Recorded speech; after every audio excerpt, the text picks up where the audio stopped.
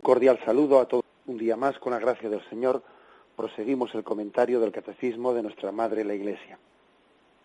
Como ha terminado este punto 1257 diciendo que Dios ha vinculado la salvación al sacramento del bautismo, pero que por otra parte la intervención salvífica de Dios no queda reducida a los sacramentos, o sea, Dios también tiene en su voluntad salvífica y en su capacidad, porque para eso Dios es todopoderoso, ¿no?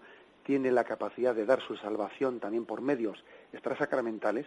Bueno, pues ahora, en los puntos siguientes, se nos explica un poco cuáles pueden ser, ¿no?, esos medios extrasacramentales, más allá de los sacramentos, en los cuales el Señor puede, y ofrece, de hecho, interviene para salvar al hombre. El punto 1258 dice: desde siempre la Iglesia posee la firme convicción de que quienes padecen la muerte por razón de la fe, sin haber recibido el bautismo, son bautizados por su muerte con Cristo y por Cristo. Este bautismo de sangre, como el deseo del bautismo, produce los frutos del bautismo sin ser sacramento. O sea, aquí tenemos ya un caso concreto, que es el bautismo de sangre. El bautismo de sangre que llamamos el martirio. El bautismo de sangre pues, nos da plenamente, sin ser un sacramento, porque el martirio no es un sacramento, pero sin serlo nos da la gracia del sacramento del bautismo. La Iglesia incluso puede, y de hecho lo hace, canoniza, eleva a los altares a los mártires, sin necesidad de pedir en el proceso de canonización pues un milagro o dos milagros, ¿no?, como se pide en el resto de los santos. Pero los mártires no pide tal cosa, sino que proclama su santidad, porque el mismo bautismo, ese bautismo de sangre, esa sangre que ellos han derramado, como ha sido derramada por confesar la fe de Jesucristo, esa sangre no es ya su sangre propia, sino que es la sangre de Cristo, que les lava y les purifica de todos sus pecados. Incluso fijaros, aunque esa persona, que igual es hacer una especie de, pues un caso pues difícil, ¿no? Pero bueno, imaginémonos que una de esas personas, uno de esos mártires, estuviese en pecado grave.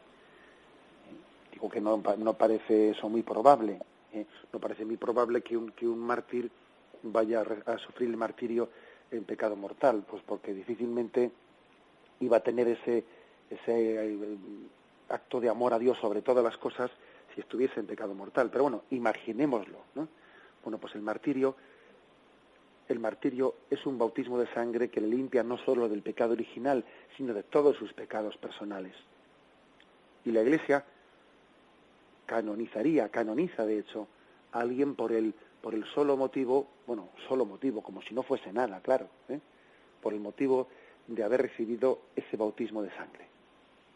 El siguiente punto, el 1259. A los catecúmenos que mueren antes de su bautismo, el deseo explícito de recibir el bautismo, unido al arrepentimiento de sus pecados y a la caridad, les asegura la salvación que no han podido recibir por los sacramentos. Otro caso, ¿no?, del que ya hemos tenido ocasión de hablar aquí. Los catecúmenos que están, adultos se refiere, ¿no?, pues que están en proceso de preparación para el bautismo, si mueren, y no me refiero de martirio, sino de una enfermedad natural, o un accidente, o lo que fuere, ¿no?, si mueren antes de haber podido recibir el bautismo, se considera que ellos han tenido un bautismo de deseo, que ellos, aunque no hayan podido recibir físicamente, ¿no?, pues el bautismo, deseaban recibirlo, se estaban preparando para ello.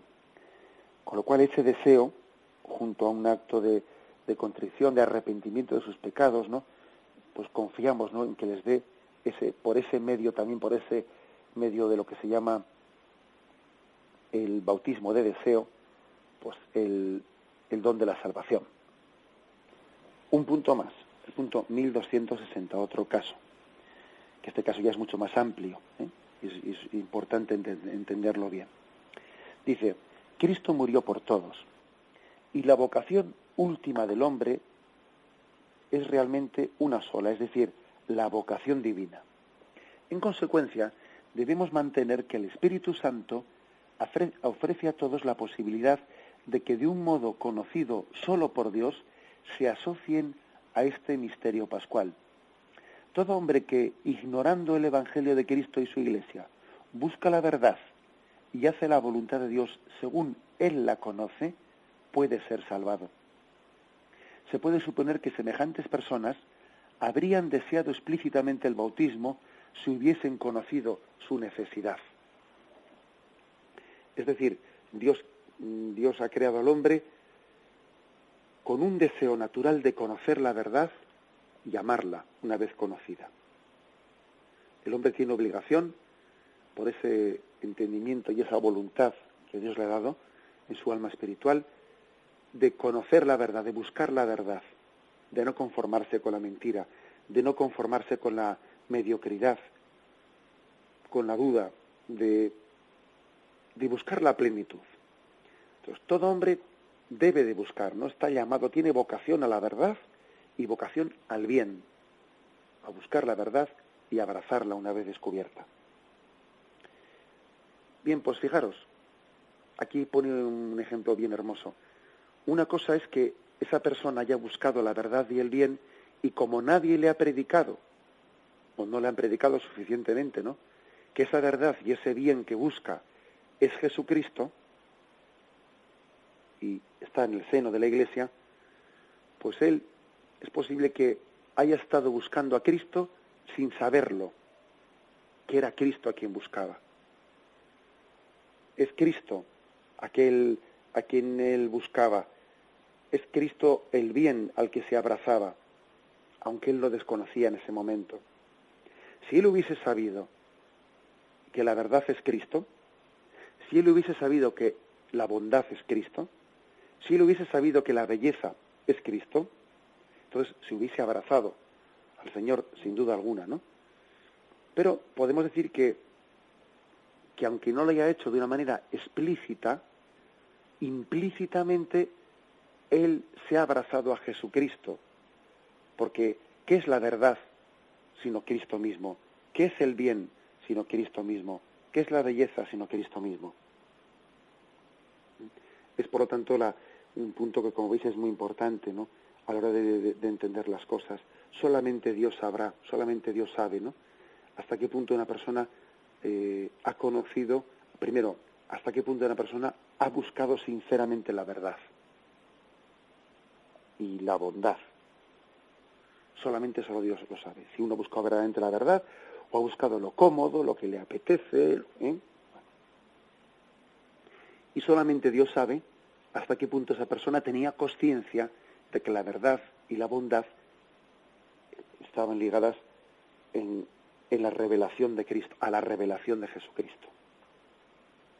Pues conforme a esas dos cosas, a la búsqueda sincera que ha tenido de la verdad y a la conciencia que tenía de que esa verdad era Jesucristo y la dispensaba la Iglesia Católica, sus sacramentos, bueno, pues Dios le juzgará, Dios le juzgará. Pero esta afirmación del catecismo es muy importante, la afirmación de que el Señor puede dar su salvación también a aquellos que han buscado la verdad sin saber, sin ser conscientes plenamente de dónde se encontraba esa verdad. El Señor no se oculta a aquellos que le buscan sinceramente. El Señor no se oculta. Puede ser que muchas personas deseen vivamente no conocer la plenitud de la verdad y no la conozcan, bueno, pues no por su culpa, sino por culpa de otros que no se la hemos predicado, ¿no? Por culpa de que no siempre hemos sido testigos de Cristo como teníamos que haberlo sido, o que nos hemos dormido en los laureles, y si hubiésemos sido más santos, pues las misiones de la Iglesia hubiesen llegado todavía más allá de lo que han llegado, y a nuestros jóvenes y a nuestro entorno le hubiésemos dado un testimonio más convincente, ¿no?, más convincente del mensaje de Jesucristo. Eso solamente Dios lo sabe. Dios sabe hasta qué punto una persona ha conocido y luego lo ha rechazado, o más bien no lo ha conocido.